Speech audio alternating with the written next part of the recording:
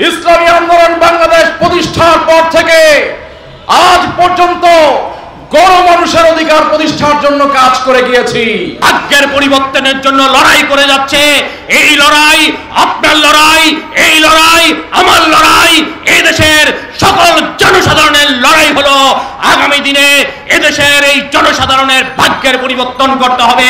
আগামী দিন যে সরকার গঠন হবে সেই সরকার যেন দেশপ্রেমিক সরকার হয়, ভারতের লেজুর ভিত্তিক সরকার না হয়। 2024 5ই আগস্ট ছাত্র জনতা আন্দোলন করেছে বৈষম্য দূর করার জন্য, কিন্তু কি দেখলাম যে এই বৈষম্য দূর করার জন্য মানুষ আন্দোলন করেছে, সংগ্রাম করেছে, জীবন দিয়েছে, কিন্তু 5 তারিখের পরে আবারও লুট, আবারও পাট, আবারও ধর্ষণ, আবারও জুলুম, আবারও অত্যাচার, আবারও চাঁদাবাজি। না, এই বাংলাদেশ আমরা দেখতে চাই না।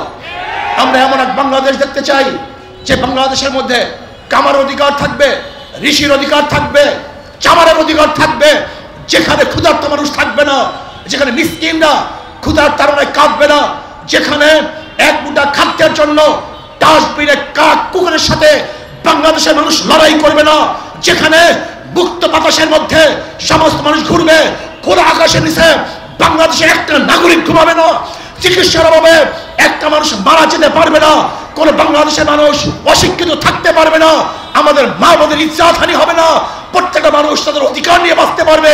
এরকম বাংলাদেশ উপহার দিতে চাই, এরকম বাংলাদেশ আমরা থাকতে চাই। সবাই তো বলে সংগ্রাম চাই, আজাদ চাই, মুক্তি চাই, কেন হচ্ছে না? কেন? এটা কিয়ামতের আগ পর্যন্ত হবে না। না হওয়ার কারণটা কি? মূল কারণ আমরা অনেকেই গবেষণা করি না।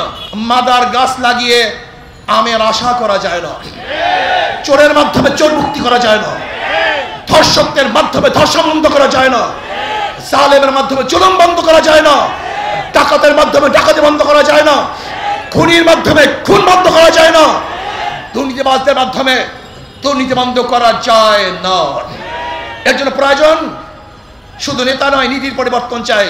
এসপি পরিবর্তন হয়, ঘুষের পরিবর্তন হয় না, ডিসি পরিবর্তন হয়, দুর্নীতি পরিবর্তন হয় না। কারণটা কি? এর কারণ হলো ডিসি পরিবর্তন হয়েছে, আদর্শ পরিবর্তন হয় নাই। এসপির পরিবর্তন হয়েছে, আদর্শ পরিবর্তন হয় নাই। যতক্ষণ পর্যন্ত যে আল্লাহকে ভয় করে, আল্লাহর সামনে হিসাব দিতে হবে, এই তাকওয়া ভিত্তিক নেতা যতদিন পর্যন্ত বাংলাদেশে নেতৃত্ব না দিবে ততদিন পর্যন্ত রক্ত দিবেন, সংগ্রাম করবেন, আন্দোলন করবেন, মুক্তি পাবেন না।